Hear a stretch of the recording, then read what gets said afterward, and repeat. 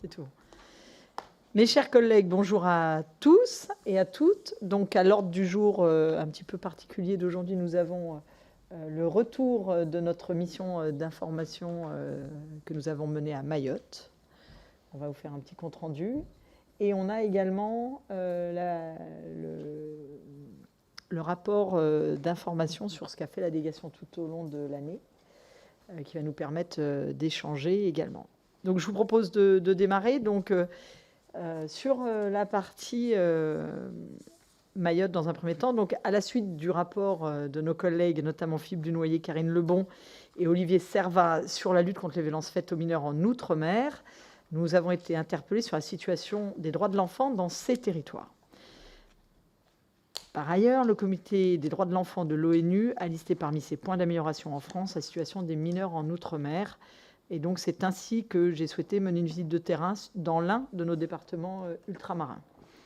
Donc, accompagné de la vice-présidente Michèle Perron, nous avons effectué en juillet dernier un déplacement de 4 jours à Mayotte, une île où les défis de la protection de l'enfance y sont immenses. Nous avons pu rencontrer de nombreux interlocuteurs dans le domaine de la santé, de l'éducation, de la justice ou de la sécurité, tous très investis, mais devant faire face à de très nombreuses difficultés. En premier lieu, nous vous présenterons le contexte général du territoire. Donc, c'est une île densément peuplée, environ 280 000 habitants en 2020, selon les chiffres officiels, sur 374 km², soit une densité de 746 habitants par km². Elle est surtout très jeune, puisque 54% de la population a moins de 20 ans. Et le taux de fécondité est un des plus élevés en France, environ 5 naissances par femme, et qui conduit à avoir plus de 10 000 naissances par an dans l'île. 10 000 naissances par an, c'est donc une classe qui naît chaque jour à Mayotte. C'est aussi une île en proie aux difficultés économiques, où 77% de la population vit sous le seuil de pauvreté et où un jeune sur deux est au chômage. En ce qui nous concerne, le tableau des droits de l'enfant à Mayotte est assez sombre, que ce soit dans leur accès à la santé, à l'éducation ou s'agissant de la protection de l'enfance. S'agissant de l'accès à la santé des mineurs, un des problèmes majeurs est l'absence de couverture sociale pour de nombreux mineurs étrangers. Et l'île ne comprend qu'un seul hôpital qui est également en sous-effectif. Merci Madame la Présidente. Donc, avec Perrine Goulet, la présidente de la délégation aux droits de l'enfant, nous sommes donc allés à Mayotte et nous avons commencé par visiter les centres de PMI qui sont en grande souffrance. 40% ont été supprimés en 15 ans, alors que dans le même temps, la population augmentait de 21%. La majorité des femmes suivies sont en situation irrégulière. L'offre relative à la petite enfance est quasi inexistante. 300 places de crèche sont disponibles et 8 assistantes maternelles sont en activité. L'aide individuelle PAGE ne s'applique pas à Mayotte. La médecine scolaire observe des carences alimentaires et des difficultés d'accès à l'eau potable pour les enfants. 93% des enfants de 1 à 5 ans souffrent de dénutrition infantile et un enfant sur 20 de l'âge de 10 ans ne fait qu'un repas par jour. Le dispositif petit déjeuner à l'école ne concerne que 12 000 élèves et les cantines scolaires sont rares et ne proposent bien souvent que des collations froides et dans le premier degré seulement. 20% des enfants en 6e sont à jour de leur vaccin et 6 enfants sur 10 présentent au moins 2 anomalies sur les 6 points qui font l'objet du bilan de santé en 6e. Les enfants en situation de handicap, lorsqu'ils sont diagnostiqués, ne trouvent pas de place dans les dispositifs IME ou CESAD. Quant à l'offre en santé mentale, l'hôpital n'offre que 10 lits psychiatriques pour les adultes et les enfants. L'accès à l'éducation est tout aussi problématique. Mayotte est le seul endroit en France où, pour assurer à tous les enfants d'aller en classe, on pratique un système de rotation. Les enfants se rendent en classe soit le matin, soit l'après-midi. Il y aurait 9 200 enfants de 3 ans à 15 ans non scolarisés, dont 5 600 en maternelle. Pour pallier ces problèmes, des classes itinérantes ont été mises en place et des associations accueillent les enfants en centre d'accueil de jour.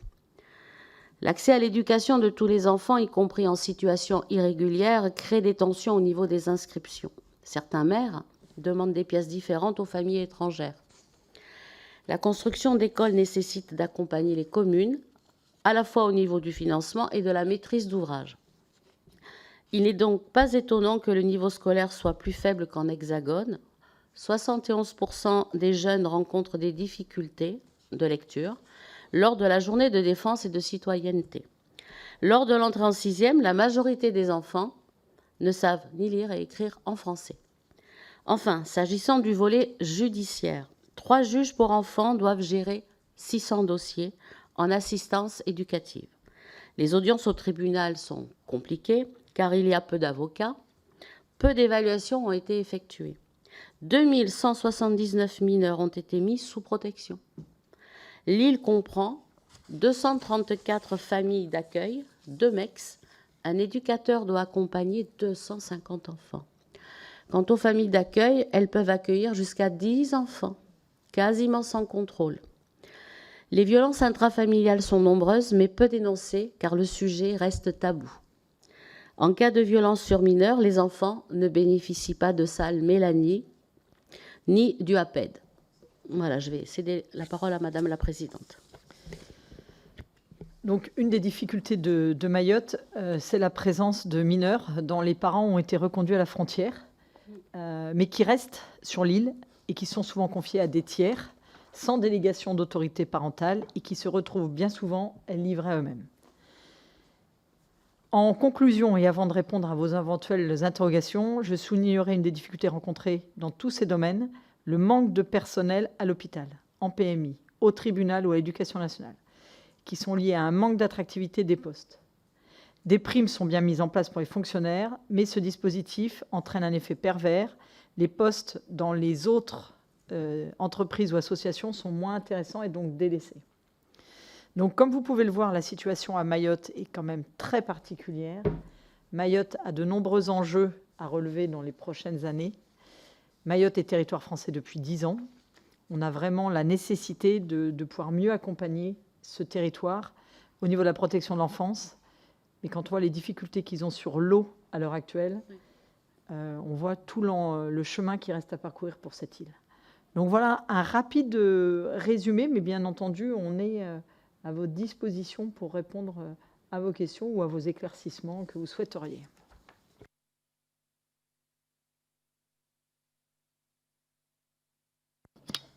Merci Madame la Présidente.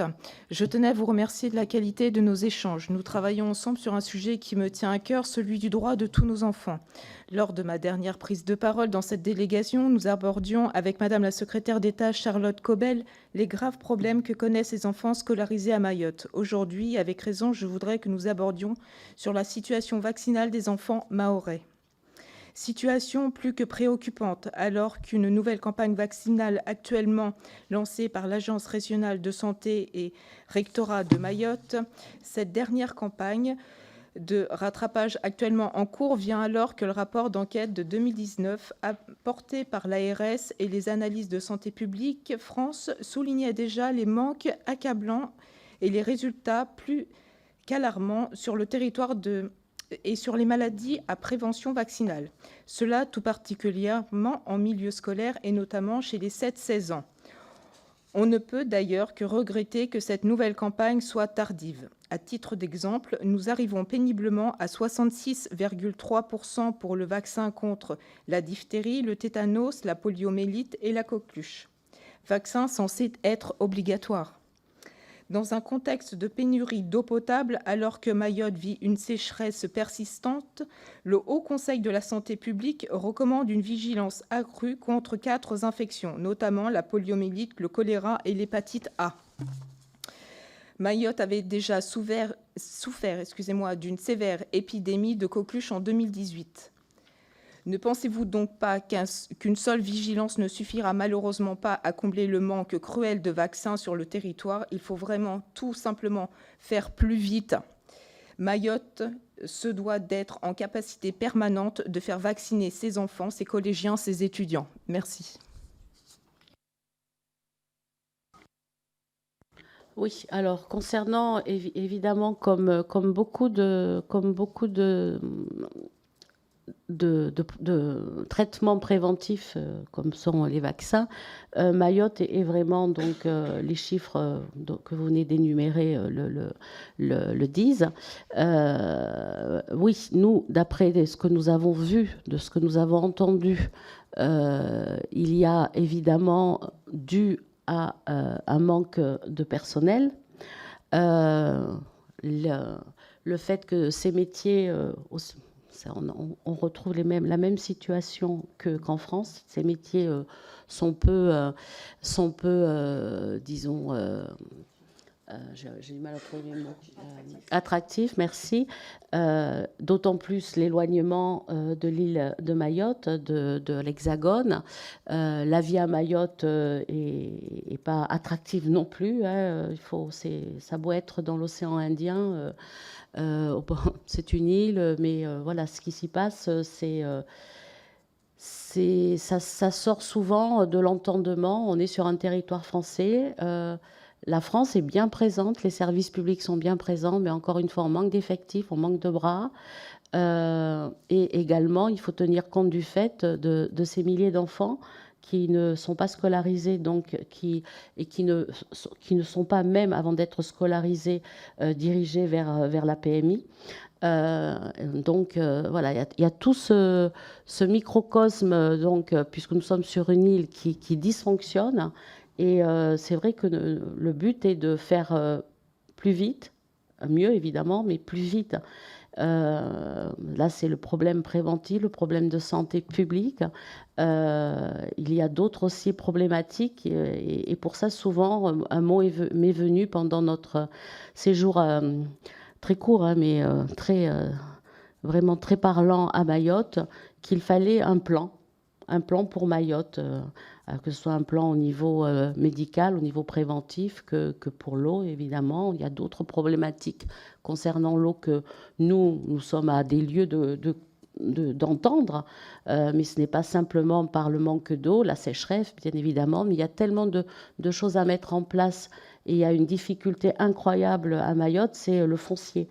Et c'est pour cela que voilà, il y a cette problématique de retenues collinaires qui sont programmées mais qui ne se font pas. Voilà, tout ça, c'est aux mains du département, évidemment. Et c'est pour ça que je vous dis qu'il faut un plan qui prenne en compte toutes ces problématiques. Et je vous en ai énuméré que quelques-unes. Juste, si vous me permettez de compléter. En fait, une des grosses difficultés, c'est le maillage des services de santé sur place, puisqu'on a donc un hôpital qui a tous les plateaux techniques, dont la maternité. On a 4 CMR, c'est donc des sites plus petits délocalisés. Et après, on tombe tout de suite sur des dispensaires. Donc, vous voyez, et on en a 10 des dispensaires. Donc, on est vraiment dans une graduation de la santé qui est compliquée. Et là où vous avez raison, c'est que en fait, les chiffres, c'est qu'à l'entrée en 6e, le taux de couverture est de 20% d'enfants à jour en arrivant en 6e. Alors, ce n'est pas un problème comme on pourrait peut-être penser, de défiance vis-à-vis du vaccin. En tout cas, ce n'est pas ce que nous a dit l'ARS. Mais on a un problème d'accès à certaines populations pour leur proposer le vaccin. D'ailleurs, ce qui se passe, c'est que du coup, la PMI se recentre beaucoup sur uniquement le suivi de grossesse et la vaccination des bébés. Et du coup, tout le reste de PMI n'est pas fait. Donc, la partie vaccination est un vrai sujet. L'ARS était très préoccupée. Elle allait relancer une campagne pour essayer de faire se vacciner. On a aussi des épidémies de dengue qui ont eu lieu en 2020. On a eu des foyers de fièvre typhoïde, donc vraiment des choses qu'on ne voit plus en métropole. Mais voilà, c'est une grosse difficulté, c'est le maillage de la santé et l'accès à certaines populations à cette santé, sachant qu'une grosse partie quand même de la population est réputée étrangère, puisque venant notamment des Comores ou de Madagascar, donc n'ont pas la couverture santé qui va bien. Donc quand on voit comment on a réduit les PMI le nombre de PMI sur place et que les PMI se concentrent uniquement sur le vaccin et suivi de grossesse. Et encore, on ne peut pas suivre toutes les mères, on peut pas... Enfin voilà, c'est vraiment... c'est un peu de la médecine de guerre, entre guillemets, sur les moyens, pas sur ce que font les gens. Parce qu'on a des très bons professionnels de médecine, hein, c'est pas le sujet. Mais voilà, quand on regarde la hiérarchie, la disponibilité de médecins et des établissements, on comprend vite pourquoi c'est compliqué. Et comme les enfants ne vont pas de manière simple à l'école, eh bien c'est pareil, on ne peut même pas se dire on va aller faire une campagne dans les écoles.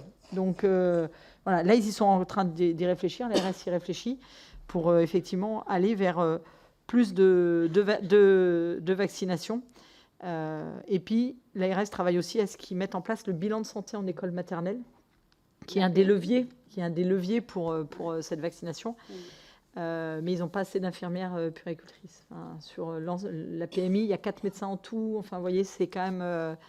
voilà, c'est très compliqué. Donc, ils prennent en fait les sujets les uns derrière les autres. Et bon, voilà, ils vont renforcer le vaccin. Mais pour le moment, effectivement, ce n'est pas satisfaisant. Vous avez complètement raison. C'est réellement un problème de manque de professionnels. Ce n'est pas un problème de vaccin par lui-même. Non. Au niveau de la quantité de vaccins, il y a tout ce qu'il faut. D'accord.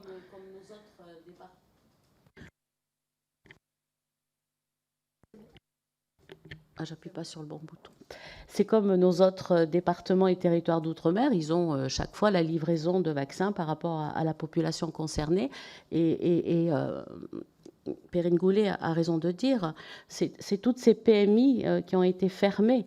J'en ai parlé au début en introduction. Donc la PMI, il faut qu'elle soit revivifiée, renforcée, parce qu'elle est la première à faire le aller vers. Et c'est elle qui, effectivement, en France, en tout cas, dans notre hexagone, c'est elle qui fait que le bilan de santé en école maternelle soit effectué à 80%. C'est la PMI qui le fait. Et ça a beau être notre dernier département français, il faut que cela soit également aussi pour l'île de Mayotte. Voilà, merci.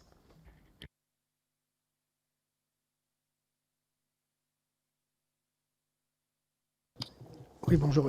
Tout d'abord, je voulais vous remercier pour la franchise de votre rapport, parce qu'il y a des sujets, évidemment, qui sont rarement évoqués, et vous l'avez fait. J'avais une question dans ce que vous avez évoqué, parce que, évidemment, on se rend bien compte que ce que subissent Mayotte et les jeunes Mahorais, notamment, il y a une pression migratoire. Vous avez évoqué des tensions dans les écoles, un niveau qui était assez faible, mais vous avez aussi évoqué le fait que un certain nombre d'enfants mineurs étaient à Mayotte alors que les parents avaient été reconduits à la frontière. Ma question, c'est pourquoi les enfants n'ont pas été reconduits avec les parents à la frontière? Parce que quand on voit les conditions, hormis des conditions globales de ce qui se passe à Mayotte, plus évidemment les flux migratoires et tout ce que vous avez évoqué sur notre jeunesse, honnêtement, séparer des mineurs de leurs parents dans les conditions de vie actuellement à Mayotte, je ne vois pas l'intérêt qu'ils ne soient pas reconduits. Donc c'était mon questionnement, pourquoi ils ne sont pas reconduits? Merci. Alors malgré ce qu'on vient de vous indiquer sur Mayotte, il faut savoir que Mayotte fait rêver à cet endroit du globe, et notamment les Comoriens, les Malgaches viennent sur ce territoire. Si les parents sont pris pour être reconduits à la frontière et qu'au même moment, les enfants ne sont pas là, souvent, les parents décident de laisser les enfants. Ce n'est pas nous qui ne voulons pas les renvoyer. Hein. On a d'ailleurs vu, on a été au centre de rétention administrative. Ils nous ont expliqué que parfois, ils avaient des parents qui étaient là et ils disaient « mais j'ai laissé mes enfants ». Donc dans ce cas, ils vont rechercher les enfants, ils les emmènent au centre de rétention administrative et les expulsent avec les parents. Mais souvent, c'est un choix délibéré des parents pour essayer de donner un avenir aux enfants, de les laisser sur place, livrés à des cousins éloignés, même à des inconnus, pour essayer de donner une chance à ces enfants. Donc, voilà, c'est pas une volonté de ne pas les expulser, c'est que s'ils se font prendre sans les enfants, ils disent surtout pas qu'ils ont des enfants et ils les laissent sur place. Mais du coup, ces enfants sont dans la rue, ne sont pas suivis par des structures ni quoi que ce soit. Oui. Alors, de deux choses l'une, soit il y a une famille qui le prend sous sa coupe Et là, on a un sujet, c'est ce qu'on disait, la délégation d'autorité parentale, parce que il n'y a pas de délégation d'autorité parentale, donc il y a beaucoup d'actes de la vie quotidienne qu'ils ne peuvent pas faire. Mais du coup, ils restent dans cette famille, soit ils sont complètement livrés eux-mêmes, et là, ils repassent sous le giron du département comme tous les enfants mineurs non accompagnés. Et donc là, on se retrouve avec des familles d'accueil où ils sont 10 par famille, où on a un taux de placement qui est assez important.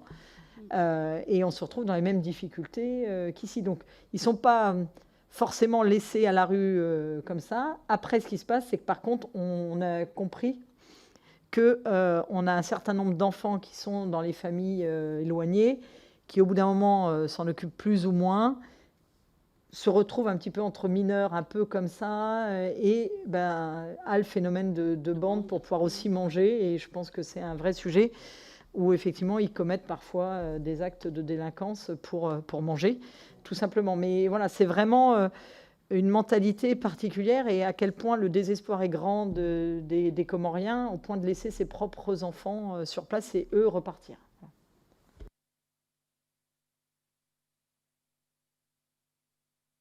Juste un mot, Madame la Présidente et Madame la Vice-Présidente, merci d'abord pour ce compte-rendu exhaustif de 4 jours qui n'ont pas dû être simples. Vous avez été confrontés à la situation que vous avez décrite, donc on peut imaginer que la vivre, c'est encore plus compliqué que de la décrire. Elles rejoignent une partie de ces descriptions de ce qu'on avait pu faire avec mes collègues dans le rapport, mais seulement, entre guillemets, sur les violences, parce que votre spectre est plus large, bien sûr. Mais malheureusement, oui, ça confirme ce qu'on disait. Donc, il n'y a pas d'UAPED, il n'y a pas de possibilité d'accueillir véritablement, et pas de salmélamie. On ne fait pas très attention aux situations qui sont décrites et identifiées, sans mettre de côté toutes celles qui ne sont pas identifiées. Et Dieu sait si elles sont nombreuses, avec des dispositifs d'accueil d'enfants qui ne sont pas adaptés, parce que c'est exponentiel. C'est une situation qui nous dépasse tous, une classe par jour qui naît. Voilà, ça donne un peu le vertige sur un territoire dont la population officielle est proche du territoire dont je suis le représentant. Ça fait pas rêver, ça fait peur. Alors, moi j'ai juste une question peut-être à poser au titre de la délégation, pour voir comment on allait pouvoir peut-être justement dans le cadre d'un plan ou d'une mesure de cette nature-là, solliciter le gouvernement pour que sur tel et tel sujet, on puisse au moins profiter de votre déplacement pour pointer du doigt des situations qui sont décrites et connues de tous, mais essayer d'avoir sur des situations particulières peut-être une réponse au moins pour enlever un des multiples problèmes que rencontrent les enfants sur l'île. Je suis sûr que vous avez déjà des idées, et il y aura un temps 2 à cette présentation, mais en tout cas je suis solidaire évidemment de cette démarche. Je pense qu'on va tous l'être, parce qu'il y a une urgence qui est une situation qui est à nul autre pareil, heureusement j'allais dire, mais qui nous oblige d'être très concentrés sur ce département.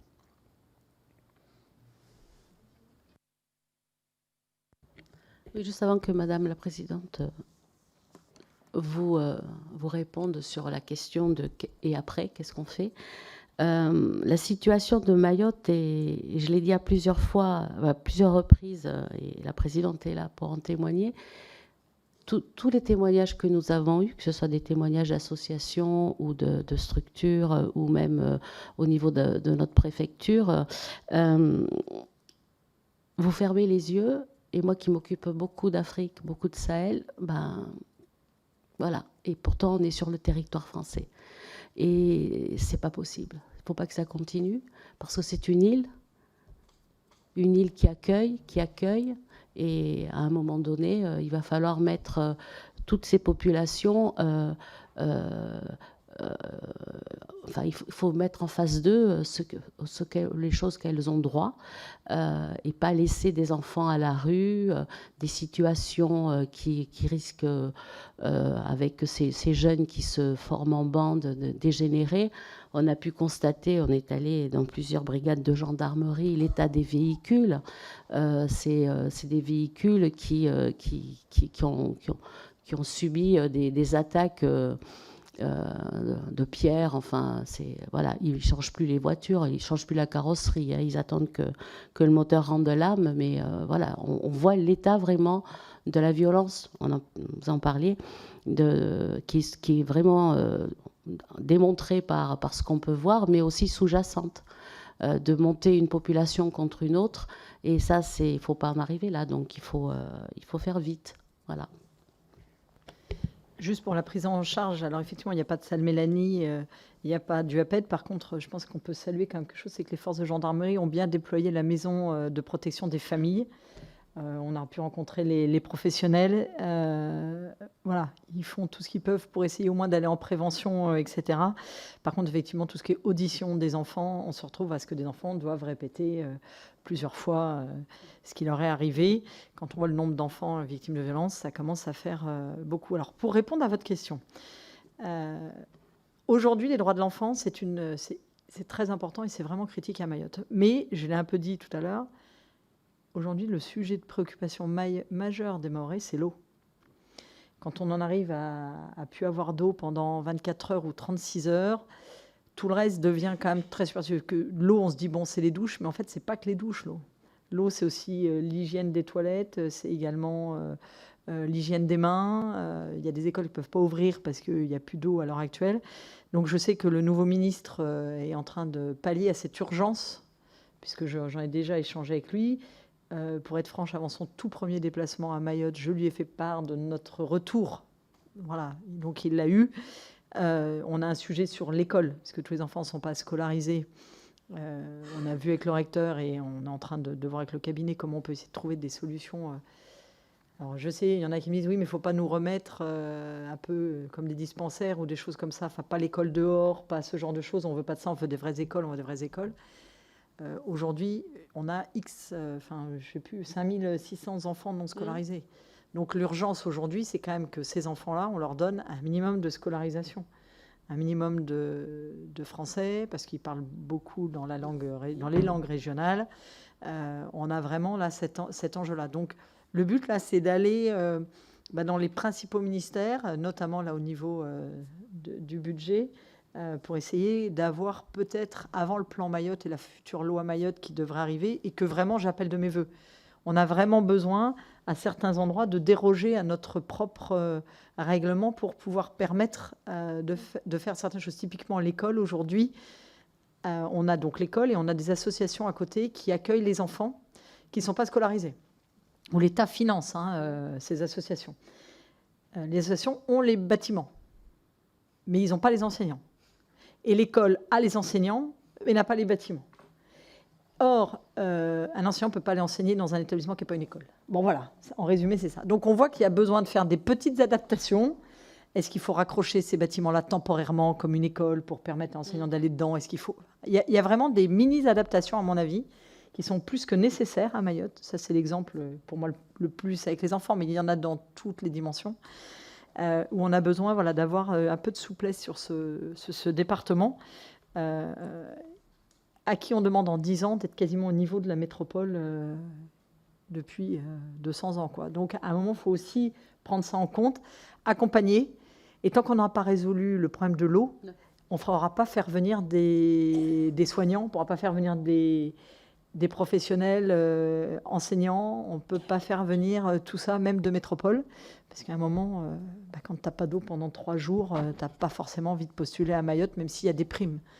Donc voilà, c'est vraiment, je pense qu'il faut commencer par l'eau, comme est en train de le faire le ministre, régler ce problème de l'eau, pour après rendre à nouveau le territoire attractif, et en parallèle, avoir des points qui sont bloquants à Mayotte à lever, pour pouvoir faire venir. Un autre exemple, côté enseignant, on pourrait avoir des jeunes enseignants africains qui sont venus se former à Paris, qui sont profs, mais s'ils vont à Mayotte, comme la carte de séjour est une carte de séjour réservée à Mayotte, et comme ils ont une carte de séjour étranger qui ne sont pas français, et s'ils vont à Mayotte, ils ne sont pas sûrs de pouvoir revenir en métropole. Donc, vous voyez, il y a quelques points comme ça qu'il faut qu'on arrive à mettre de l'huile dans les rouages pour qu'on puisse aller aider temporairement la population à monter en niveau scolaire, à monter en formation, pour que demain, tous les postes qui sont occupés par les métropolitains, on puisse mettre en place que ce soit les Mahorais qui les portent, parce que le taux de chômage est monstrueux. sauf qu'on n'a pas assez d'enseignement supérieur sur place. Donc il y a vraiment voilà, tout un cheminement à déployer, mais il va falloir à un moment qu'on contourne un peu certaines règles de la République sans les mettre à part, mais pour permettre dans un temps court qu'on puisse voilà, essayer de relever le niveau pour qu'on puisse accompagner ce département, qui est un département très attachant, avec des gens formidables, accueillants, des équipes métropolitaines qui viennent sur place très engagées, mais où tout le monde s'use. Et ça, c'est vraiment le sujet. Voilà, c'est des périodes courtes. Oui, ce sont les gens qui viennent de l'Hexagone, les professionnels, quels qu'ils soient, hein, qu'ils soient des forces de sécurité, les personnels de santé, éducatifs, l'éducation, ils viennent pour... quelquefois, donc, ils viennent pour, comme du personnel, comme des professeurs, pour un temps. Ils ne savent pas combien de temps ils resteront, parce qu'il faut d'abord vivre les contraintes de Mayotte. Je pense, il faut pour pouvoir dire je vais rester.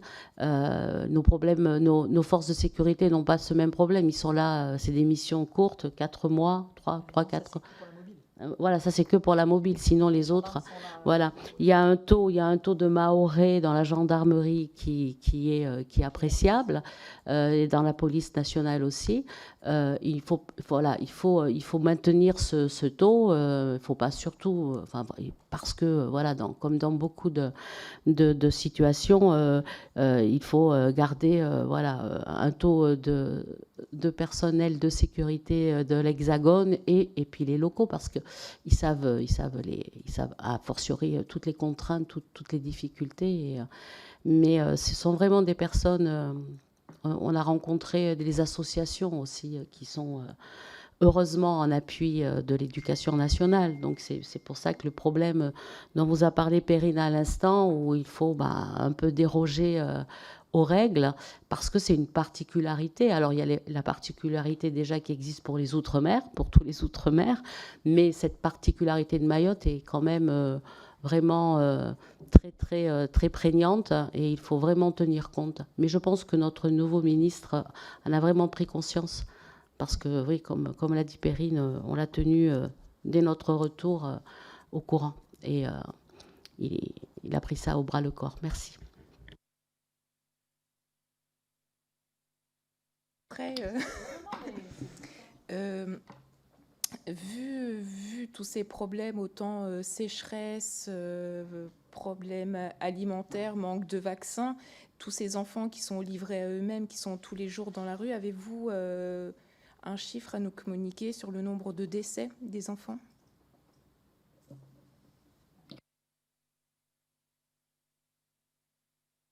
Non, je ne pense pas qu'on ait... on a... Évidemment, il doit y avoir un taux de mortalité infantile plus élevé que dans l'Hexagone, de par le fait que la prévention ne se fait pas de manière complète sur toute la population. Alors, il y a celle qui est prise en compte par la PMI, mais évidemment, ceux qui n'ont pas accès à la PMI, les enfants à naître, qui sont nés, n'ont pas forcément les primo-vaccins. Et ensuite, on l'a bien vu, il y a eu des cas quand même de maladies comme la typhoïde qui se sont, il y a quelques années de cela. Donc voilà, la mortalité doit être un peu plus élevée, mais si vous voulez, je rechercherai l'élément. Voilà. En tout cas, je n'ai pas la mortalité infantile, mais l'espérance de vie est de 7 à 8 ans inférieure à la métropole. Ça donne quand même une idée. Et le taux de prématurité, je ne l'ai pas, mais il est bien plus important aussi qu'en métropole. Donc, ce qui, effectivement, aurait quand même tendance à corroborer ce que vous soulevez, c'est-à-dire qu'on aurait une mortalité infantile peut-être plus importante qu'en métropole, à vérifier. Je pense que mais le chiffre, je peux pas vous après, en plus, on a pour moi une mission à l'Assemblée en ce moment sur justement tous ces sujets-là de décès, parce que ça monte partout en France en plus. Hein, donc je pense qu'on peut avoir ces chiffres-là avec la collègue qui est en train de faire la mission dans quelques semaines. Mais c'est vrai qu'on ne l'a pas posé. On n'a pas pensé à poser l'indicateur, mais il doit être facilement trouvable auprès de l'ARS.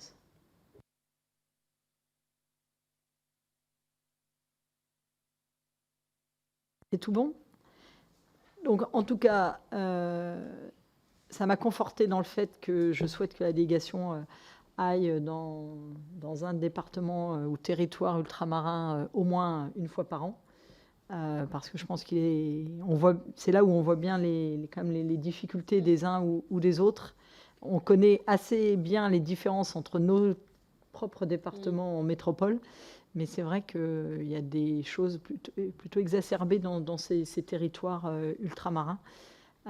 Et je pense qu'on a fait le bon choix de commencer par ce rapport outre-mer, parce que voilà, c'est vraiment un sujet important, mais qui est compliqué à faire résonner quand il y a tous les autres sujets à côté. Voilà. En tout cas, merci. Ce que je vous propose, si du coup on est tout bon, c'est qu'on passe, et merci Michel de ton intervention, on passe à la deuxième partie de ce qui nous anime aujourd'hui, c'est-à-dire le rapport d'activité, donc qui vous a été distribué, si vous l'avez tous pris, sinon il y en a des exemplaires là-bas.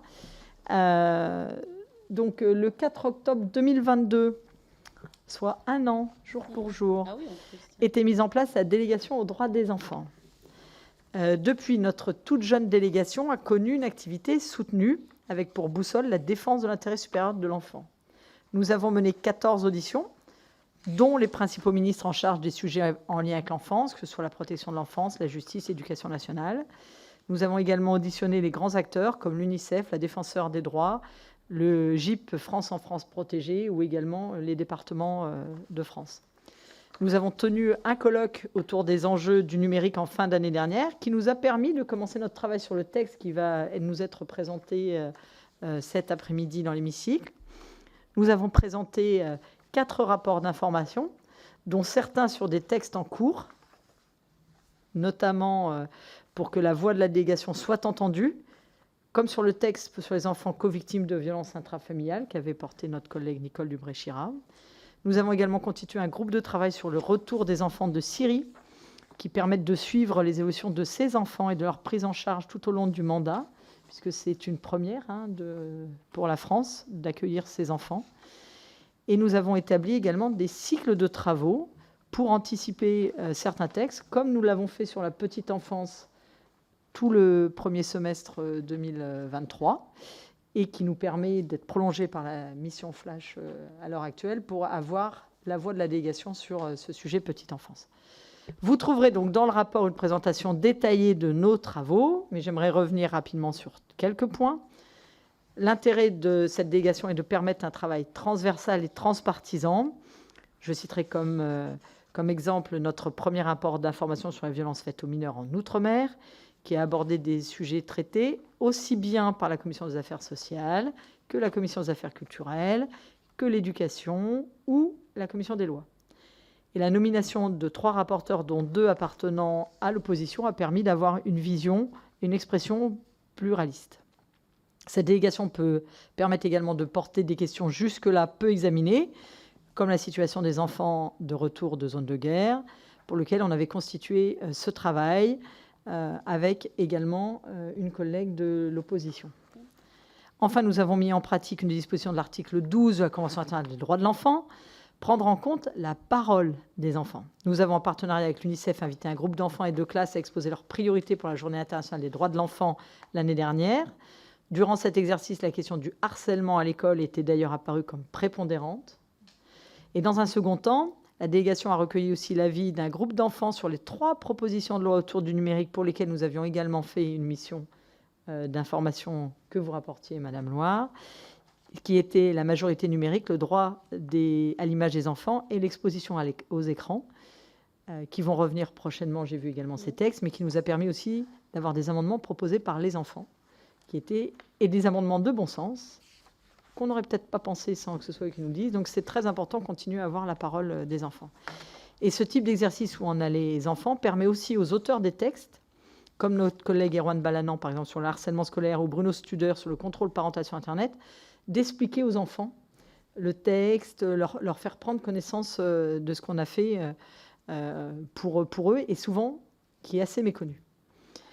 Je ne serai pas tellement plus longue. En conclusion, notre délégation prouve chaque jour que les présidents des groupes ont eu raison de mettre de la mettre en place. Sa création a d'ailleurs été saluée par le Comité des droits de l'enfant de l'ONU lors de l'évaluation périodique de la France. Toutefois, cette délégation est précaire. Elle existe grâce à la volonté de la Conférence des présidents.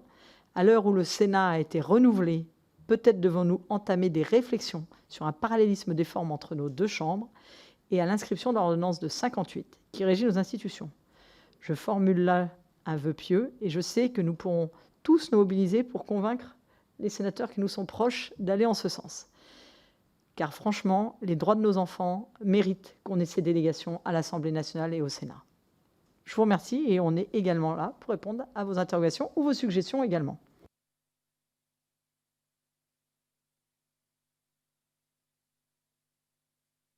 Une chose, Madame la Présidente, de manière un peu personnelle, mais ma fierté d'appartenir à la délégation, parce que je pense que c'est une opportunité exceptionnelle depuis un an d'être réunis tous ensemble dans cette délégation. C'est une excellente idée de suggérer au Sénat qu'il embraye le pas de l'Assemblée nationale. Je pense qu'on va tous pouvoir mobiliser nos relais en ce sens. Mais c'est effectivement à la fois très encourageant d'avoir cette délégation depuis un an. On pourrait se dire c'est bizarre qu'on ait attendu finalement l'année dernière pour le faire, mais c'est pas grave, c'est là, les sujets sont innombrables et on voit que quels que soient nos sentiments par ailleurs qui sont parfois un peu opposés sur d'autres sujets, on peut tous se retrouver autour de l'importance des sujets à traiter, que ce soit en Outre-mer, sur des territoires aussi compliqués que Mayotte, la Guyane aussi, qui rencontrent énormément de difficultés également, mais l'Hexagone évidemment, et le sujet du harcèlement qui malheureusement,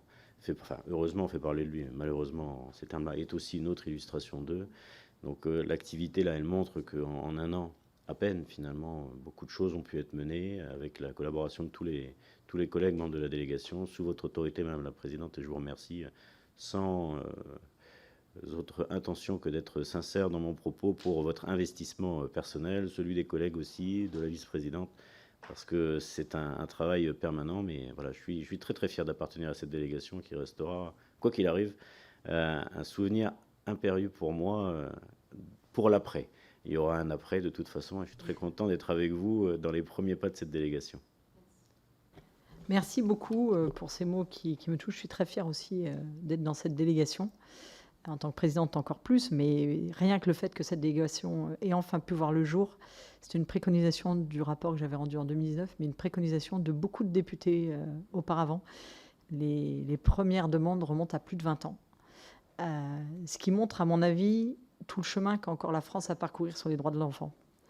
La délégation aux droits des femmes est construite depuis bien plus longtemps, et les droits des enfants, qui sont pourtant notre avenir, étaient jusque-là un peu derrière. Donc, on est très fiers. Bien entendu, je sais que certains trouvent qu'on travaille beaucoup, qu'on fait beaucoup de réunions, ce qui fait que tout le monde n'est pas toujours là.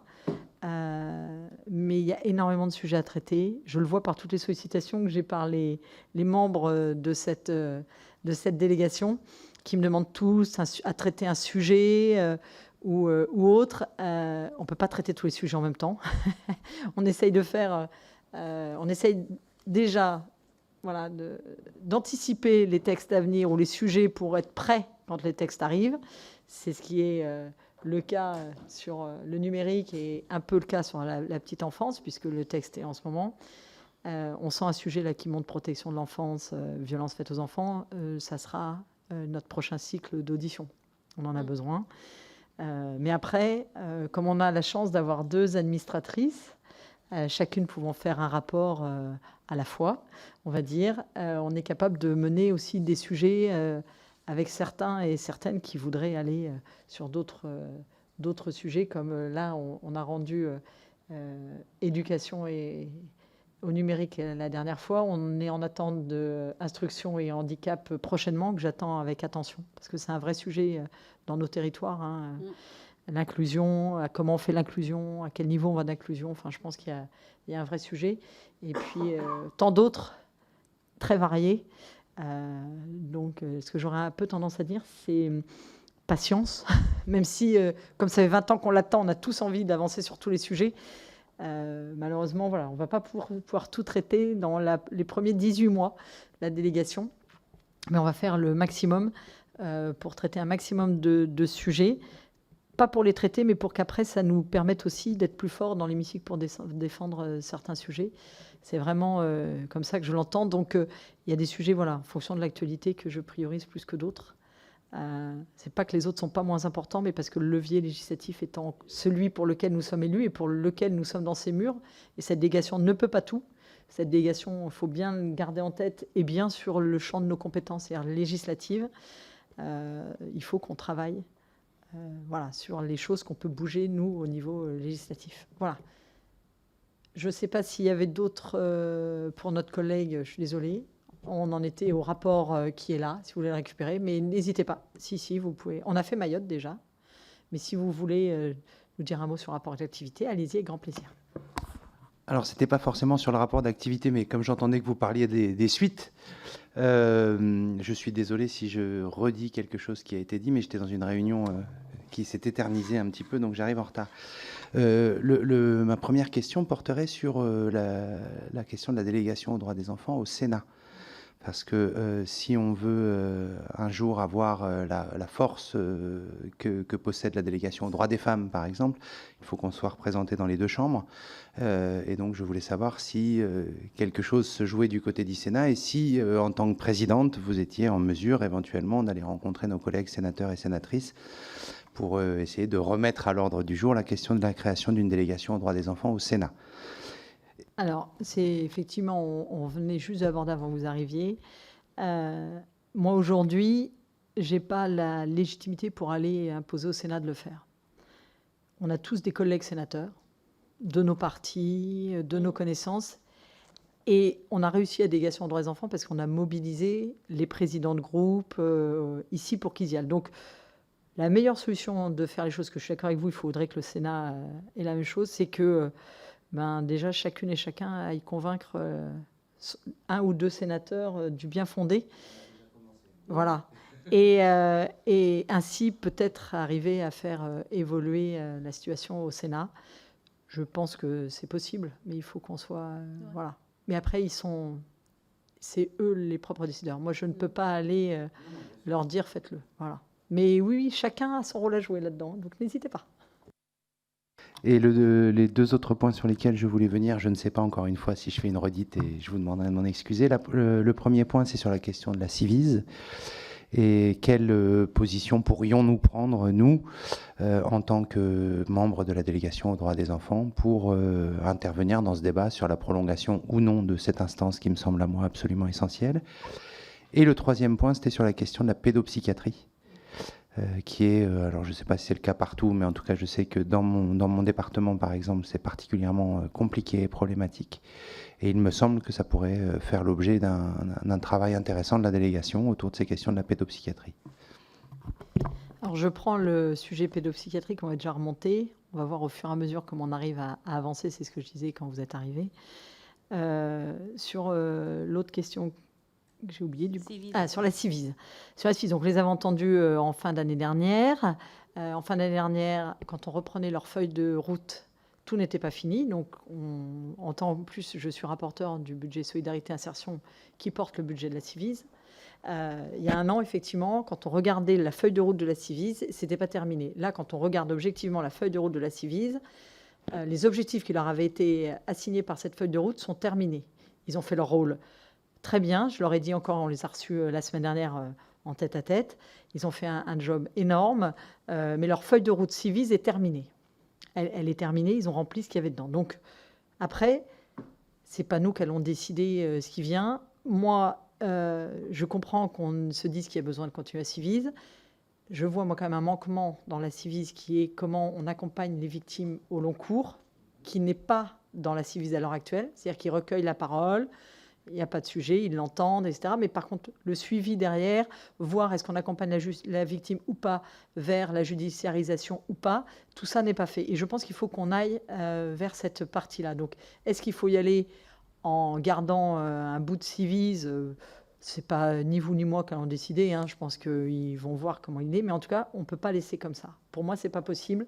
On a tout un pan qui n'est pas fait, qui est cette écoute des victimes.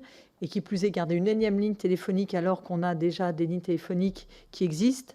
notamment sur la prise en charge des victimes, on peut s'interroger sur les moyens et sur voilà, cette manière d'être plus efficient pour continuer à recueillir la parole, mais aussi accompagner les victimes, que ce soit tant psychologiquement que judiciairement ou que juste voilà, avec des gens qui sont habilités et au plus près du terrain.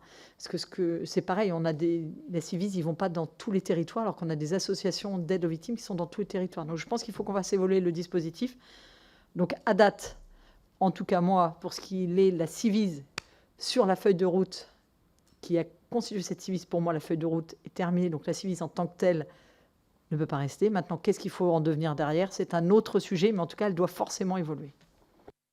Si je puis me permettre, juste pour clarifier mon propos, effectivement, la question n'était pas de conserver la Civis en l'état, mais de conserver un lieu de recueil de la parole, effectivement. Et vous l'avez très bien dit, et je pense que c'est très important d'aller plus loin avec la question de l'accompagnement des victimes. Et ma question était, est-ce qu'on ne pourrait pas, en tant que parlementaire délégué de la délégation aux droits des enfants, réfléchir à une proposition de résolution, un texte commun, un texte transpartisan sur justement quelle est la position de la délégation aux droits des enfants après un an de rencontres et d'auditions avec la Civis. À date, nous en sommes là et voilà les manques que nous identifions.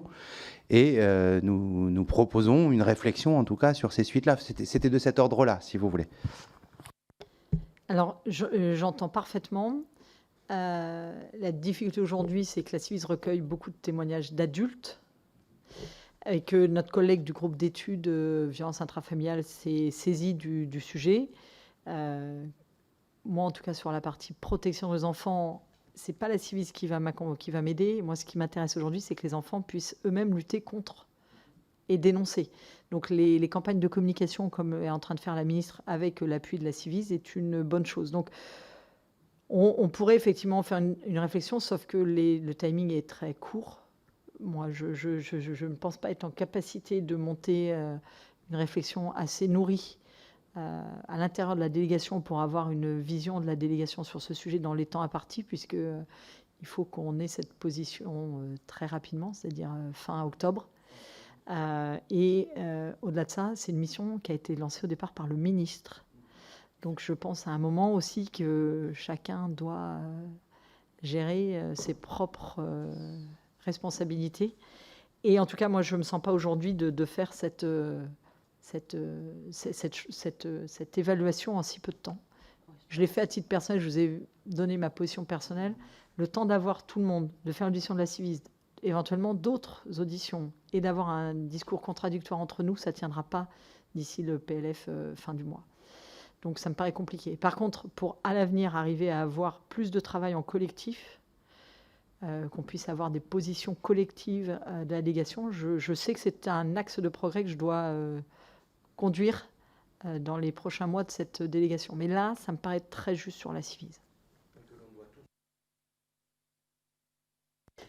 Non, mais je veux dire, c'est aussi, en tant que présidente, à moi d'essayer d'organiser typiquement des moments où on puisse échanger sur un sujet et qu'on puisse avoir une position qu'on puisse après porter ensemble. Et aujourd'hui, voilà, j'ai encore pas trouvé la manière de le faire, comment on l'organise après les types d'auditions. Comme tout, malheureusement, à l'Assemblée nationale, il va tout trop vite.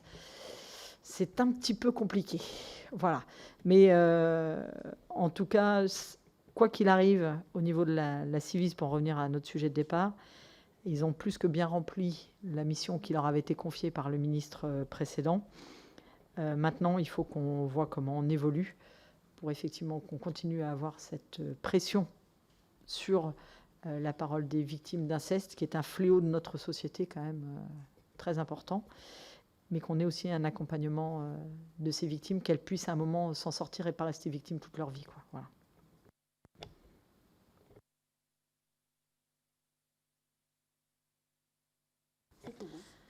Eh bien, écoutez, est-ce que quelqu'un est contre la publication de ce rapport d'information? Voilà. N'hésitez pas à le communiquer aux sénateurs, par exemple, si vous voulez, pour leur donner envie. Et en tout cas, moi, je reste à votre écoute. Si vous avez des propositions, des suggestions d'amélioration de cette délégation, n'hésitez pas, vraiment. Parce que voilà, quand on crée une délégation, on apprend tous en marchant. Donc n'hésitez pas et je suis toujours à votre écoute. Merci beaucoup.